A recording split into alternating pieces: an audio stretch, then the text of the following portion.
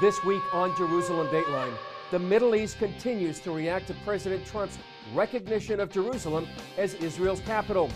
Palestinian Authority Chairman Mahmoud Abbas calls it the end of the peace process, while evangelical leaders say it will bless Israel. Plus, Jerusalem commemorates the 100th anniversary of the British capture of the city, and a special look at the celebration of Hanukkah, the Festival of Lights.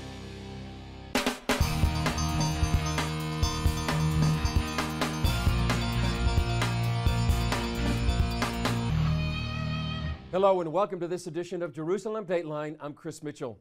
The Middle East is still reverberating from the announcement by U.S. President Donald Trump to recognize Jerusalem as the capital of Israel. Trump's decision came nearly 100 years to the day after an earlier milestone in the history of Jerusalem, when the British, under General Edmund Allenby, captured the city and putting an end to centuries of Turkish Muslim rule.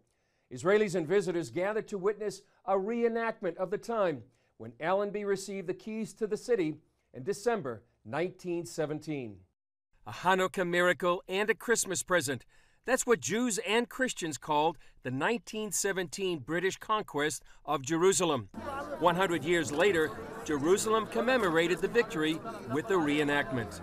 2 weeks before Christmas, and on the first day of Hanukkah, the British Imperial Army entered Jerusalem under the command of General Edmund Allenby.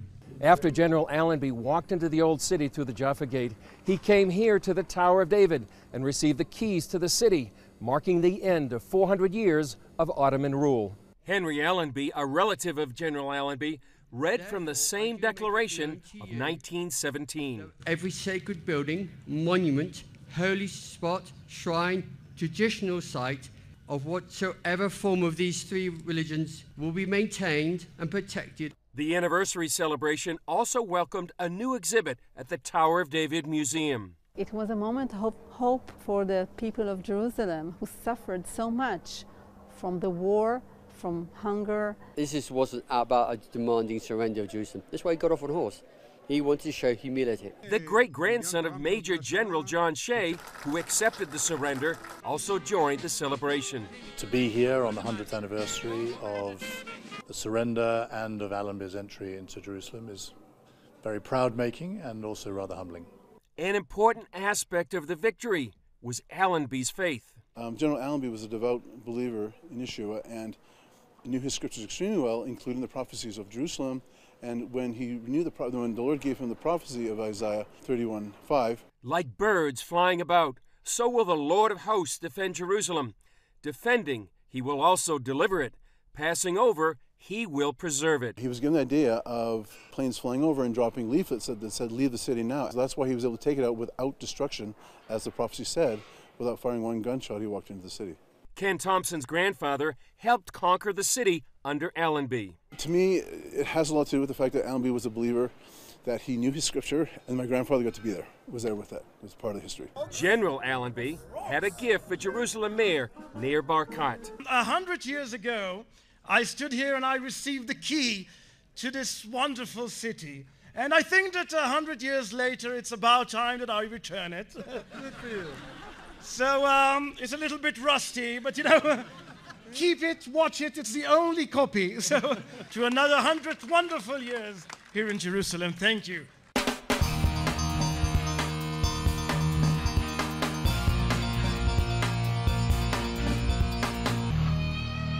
While Israelis commemorated the capture of Jerusalem 100 years ago, ironically, a number of Islamic leaders gathered in Turkey, the head of the former Turkish Ottoman Empire, to reassert their claim to the city. They condemned the decision by President Trump to recognize Jerusalem as the capital of Israel. Turkish President Recep Erdogan organized the meeting and called the nations of the world to recognize Jerusalem as the capital of Palestine. I invite all countries who protect international law and justice to recognize Jerusalem as the capital of the occupied Palestinian state. We cannot be more delayed. As Islamic countries, we will never give up on our demand of a sovereign and independent Palestine with Jerusalem as its capital. Palestinian Authority President Mahmoud Abbas also attended the meeting and said because of Trump's decision, his people won't accept any role for the United States in the Mideast peace process, quote, from now on. He wanted the United Nations to take charge of the peace process. Abbas also is refusing to meet with U.S. Vice President Mike Pence when Pence visits the Middle East. But at the White House, it was a different story. Evangelical leaders gathered around President Trump as Mike Evans presented him with the Friends of Zion Award. The award is given to those who, quote, defend Israel without compromise. Evans founded the Friends of Zion Museum located in the heart of Jerusalem. It's dedicated to the heroes and the history of Christian Zionists who stood with the Jewish people during some of their darkest hours and who aided in word and deed the founding of the modern state of Israel. On the day of Trump's announcement, the museum unfurled a huge banner that read, God bless Trump, from Jerusalem, D.C., David's capital, to Washington, D.C. After presenting the award to President Trump, Evans and a number of the evangelical leaders spoke to the press. My name is Mike Evans. I'm the founder of the Friends of Zion Museum in Jerusalem. And this award was commissioned by the 9th President of the State of Israel, Shimon Peres, to recognize a leader, global leader, with courage to stand with the nation of Israel and the Jewish people. We believe no American president in history has done more to defend the Jewish people in the United Nations, globally, and the recognition of Jerusalem, we believe, is a strategic step that will bring peace. We believe it's the soul of the heart of the Jewish people. And this president has stood up with courage and integrity, and we are honored to recognize him for his support. I'm Jensen Franklin. I pastor Free Chapel, and I am profoundly thankful to President Trump for what he did last Wednesday, December the 6th, when he affirmed the city of Jerusalem to be the capital of the nation of Israel. See, we believe as evangelicals that the Jewish people, the nation of Israel, and the city of Jerusalem are intertwined with our faith. We cannot separate the two. And we believe that when our president and our nation stands with Israel, Genesis 12 boldly declares God will bless those that bless Israel. We care about the Palestinian people. We believe that out of this move that the president has made, there will come negotiations where we dream with them of a land where they will have and their children can prosper and their families can be blessed, because God loves them just as much as He does the Jews or the Gentiles. And we're praying for the peace of Jerusalem, and we're so thankful for this opportunity today. Coming up, a look at the history of Jerusalem and why Jews believe it belongs as the capital of the Jewish state.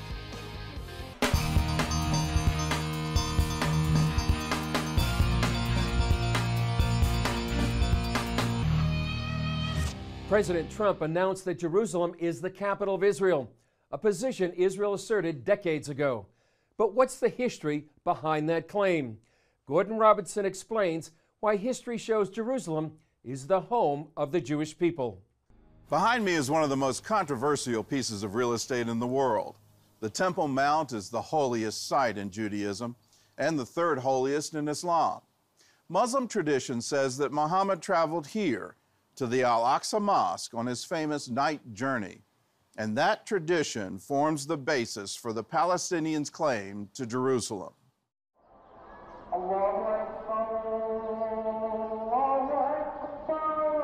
Arabs claim Jerusalem as the Islamic city of Al-Quds, but there's no record that the Prophet Muhammad had ever been there, and even his armies didn't arrive there until 5 years after his death. The city of Jerusalem isn't mentioned even once in the Quran, while the Hebrew Bible mentions it more than 600 times. In Muhammad's lifetime, it was a fairly unimportant city in the Byzantine Empire. It was a Christian city without a single mosque. When the Muslims conquered Jerusalem, they chose to build their mosques on the Jewish Temple Mount, believing it to be a holy site. There they built the Dome of the Rock and the Al-Aqsa, whose name was copied from the story of the night journey in the Quran. Several Muslim scholars place the construction of the mosque around 690. while Muhammad died in 632. So how could Muhammad's famous night journey have taken him to a mosque in Jerusalem that wouldn't be built until after his death? The Quran doesn't mention Jerusalem, but says that Muhammad's dream flight took him to Al-Aqsa, which means the farthest place. Early Islamic scholars interpreted that to mean a heavenly place, or the courtyard of Allah. That all changed as Islam evolved into a political force. During the Crusades, the Muslim general Saladin changed Islamic tradition to strengthen the Muslim claim to Jerusalem. He stated that Muhammad's flight took him not to heaven, but to the Al-Aqsa Mosque in Jerusalem. And today, the Jewish Temple Mount is also the third holiest site in Islam, second only to the Arabian cities of Mecca and Medina.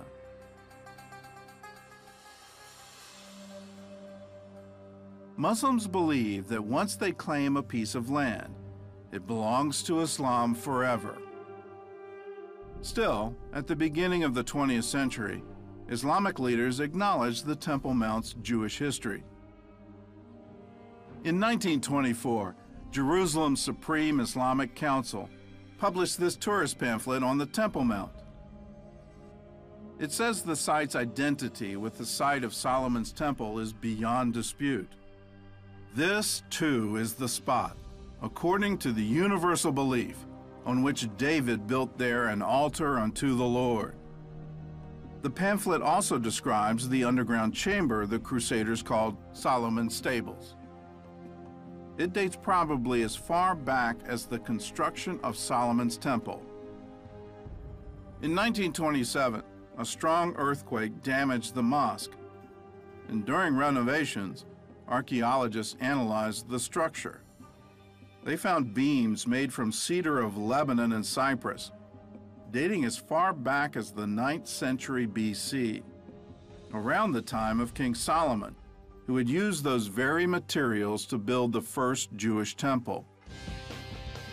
Up next, a look at the place where many people believe Jesus was born. When we come back.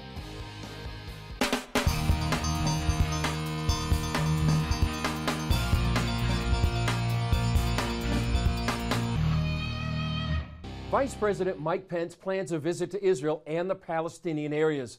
As part of that trip, he wanted to visit Bethlehem. But after President Trump announced Jerusalem was the capital of Israel, some people in Bethlehem don't want the vice president to come. During the Christmas season, Christians from around the world visit the place where Jesus Christ was born. Most visit the Church of the Nativity, the traditional site of the birth of Jesus. But after 2,000 years, do people really know where Jesus was born? Here's a story we did several years ago investigating that claim. This is the place where Jesus Christ was born.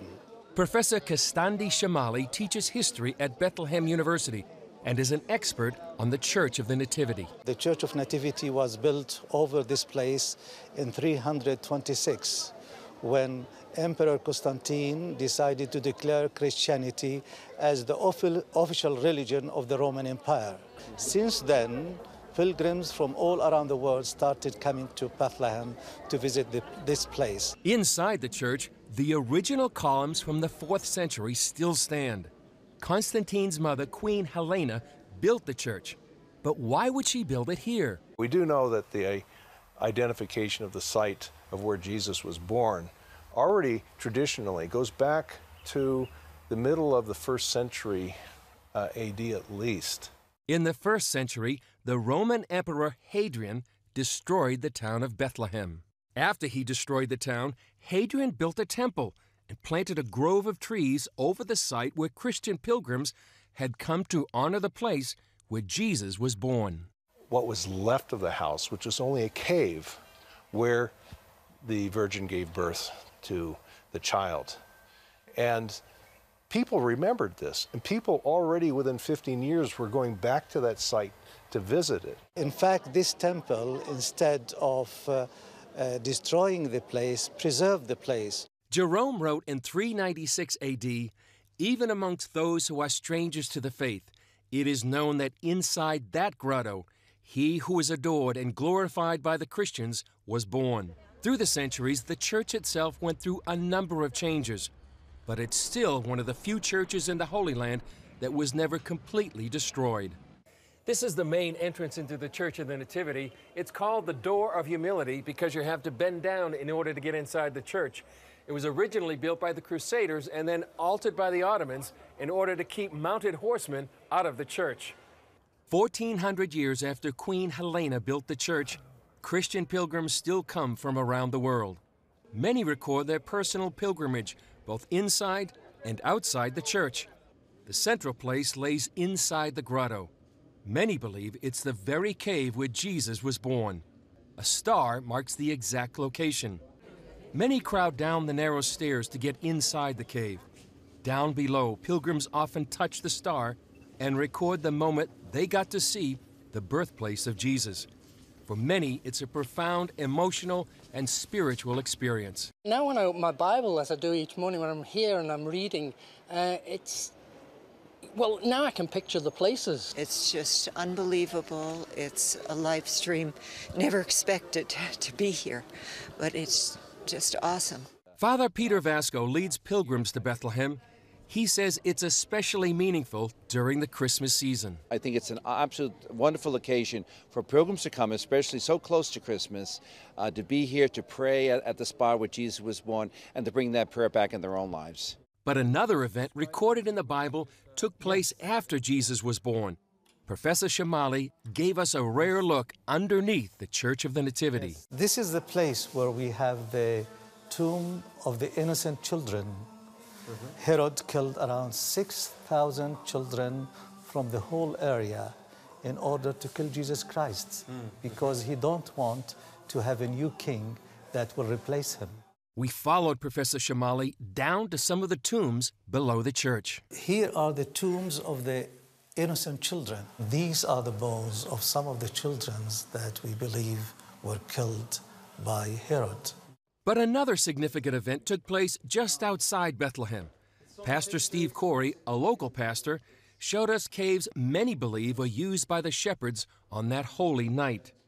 Luke 2, 8 through 11 says, "And there were shepherds living out in the fields nearby, keeping watch over their flocks at night. An angel of the Lord appeared to them, and the glory of the Lord shone around them, and they were terrified. But the angel said to them, 'Do not be afraid. I bring you good news of great joy that will be for all the people. Today in the town of David, a Savior has been born to you. He is Christ the Lord.'" According to history, shepherds would use these caves to store the sheep during the winter, to store their food in the caves, and also places to live with them. You know, the shepherds were very close to their sheep. Those shepherds became the first witnesses to the fulfillment of a prophecy given 700 years before, when Isaiah proclaimed, "Therefore the Lord himself will give you a sign. The virgin will be with child and will give birth to a son, and will call him Emmanuel." Today, that Christmas message is still the same for pilgrims, professors, and pastors. The reminder that God himself came to earth to die on the cross and to be born in a manger. And this is the essence of it, is that people's lives are changed. People's lives will be changed if they hear about Jesus Christ. Up next, a look at the Festival of Lights, Hanukkah, and how Israelis celebrate the holiday in Jerusalem's Old City.